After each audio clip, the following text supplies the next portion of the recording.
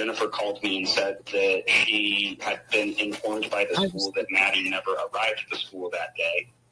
And I asked Jennifer what she knew at that moment. She seemed distressed, but I told her, because she was trying to give me a bunch of stories about who had taken who where, and I said, I don't care about details right now. I need to know what you know. Where is Maddie? She did not know. And I said, how long has she been missing? And she said, since this morning. And then I said, okay, I need you to get in contact with the police department if you haven't already, and I would like you to continue to update me. And then she said, okay. And then she had mentioned that it was her birthday, and Jennifer and I were talking. I had started to mention the statistics of things. I think no matter what, here's the number one thing is I'm not trying to sit there and say, I'm not going to put anything on Tyler. I'm putting his portion on him. However, I'm not going to put it onto Tyler. I'm never going to bash him because of the relationship that I have with the advocates and the family, no matter what anyone says. But here's the thing, is if they were reaching out to Tyler, I would be that motherfucker. I can't believe him. Son of a bitch.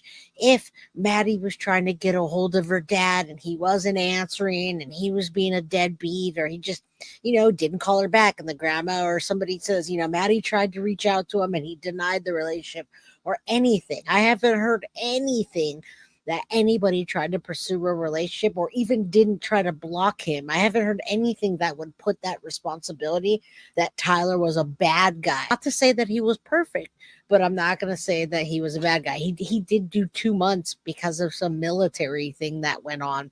I don't think he went to prison. I think he did some jail. He didn't say.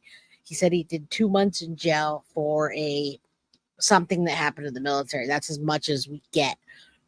Yeah, he wasn't a deadbeat dad, and he was broke. He was very broke. His child support, I looked it up, and it wasn't that much. He paid less than like $200 a month at one point. I don't know how much he paid, but yeah, nothing negative heard about Tyler, and I'm not going to make stuff up to make anybody feel better. That's not going to happen here.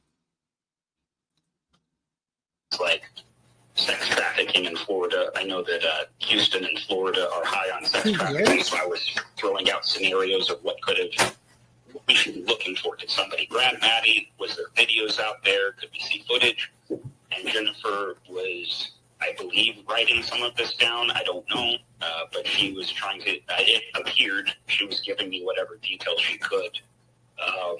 But then after that, I went home and waited with my wife. I let my wife know Maddie was missing. We started making some social media posts to spread the word. And then on about day 2 or day 3, I just couldn't wait anymore. In Texas, I felt really hopeless. And so I let Tati know that I was going to drive down to Orlando, Florida, which I did. I drove to Orlando, Florida, and I'm not sure which I drove down. It was the 3rd day after I found out, though. And I stayed with my friend, Lynn Bradshaw, who is like a lifelong friend of mine. He lives about 20 minutes away from the area where Maddie was taken. I can pause now if you have any questions, or I can keep going. There absolutely are fathers that move mountains to have their children. I agree. Tyler wasn't one of those, but because Maddie's life got taken and she got abused, it doesn't mean that we're going to put the blame onto Tyler because nobody else is taking it. I agree with you. There's also dads like mine that were never there until I was a certain age. And then when they knew who I was, AKA had a girlfriend, now a wife, didn't want anything to do with me, even though I'm loving, caring, and a great daughter. I was always there. I was there for my father for everything, and yet he didn't want anything to do with me because of my sexual preference. So you have everything in between, Miriam, and none of those describe Tyler other than how I'm describing Tyler right now.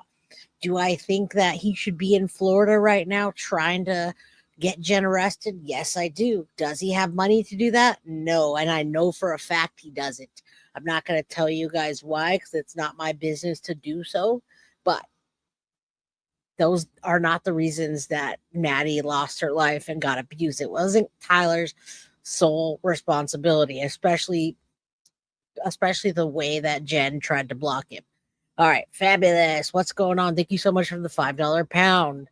super chat. As a mom, I just can't understand Jen's behavior. I'm so glad I can't sleep and found your channel. Keep doing your sis. Greetings from Ireland. Well, thank you. Yeah, Paul, you're right. His loss, and same thing with Tyler. I'm sure Tyler is so regretful. Yeah, definitely. Yeah, I appreciate you guys. And I only say that so you guys can see the in between of, yeah, people, some move mountains to see their child, like Paul DeMalo. You're an amazing father. I adopted Paul as my Papa Paul. You got those guys, and then there's everything in between. But I'm not going to place the blame on somebody that doesn't deserve it. I would too. And I'm going to reach out to the advocates and find out if there's any way I can get an interview, even just for 5 minutes, with Tatiana or Tyler. All right. I'm hitting play. No, you keep going. Fresh in my mind, though. Yeah, keep going. So at the time when I arrived at Lens, my initial first thought was, I'm going to fucking go out to the last known GPS location. Jennifer had sent me like a pin or a GPS location of where Maddie's disappearance would happen. And at that point, Lynn and I had basically discussed the pros and cons of going to look for myself. The pros being that it would make it feel like I was doing something. The cons being that I really had no idea what I was looking for. And then that's when we started seeing like Twitter posts from the Kissimmee and various police departments saying, please do not engage in any public searching. We are currently working on this. And so I feel like I just knew in my heart that shit was going bad. I was staying with Lynn to help me kind of keep my emotions in check and just watching social media, refreshing every so often to see if any news articles had come out. A bunch of my friends flew in from out of town, so I was visited by Josh Rossi, who flew in from Indiana. He's been friends with me as long as Lynn. I was visited by my friend Stephanie Elaine Ashley, who flew in from Seattle. They both stayed with me for a couple of days at Lynn's place. That too. And then they flew out. And then my wife, Tatiana, flew in. I'm losing, at this point, I lose track of which days or when, because it just all kind of blends together. But I took notes, so if you need specific dates of when I was interacting with people, I should be able to dig that up. It's not off the top of my head. Okay. So, did you have any, like, I believe it was the night I arrived at Florida that Lynn and I got confirmation that. Wow, Kim, I'm sorry about that. He had been arrested and that there was sexual abuse tied into this whole thing. And how did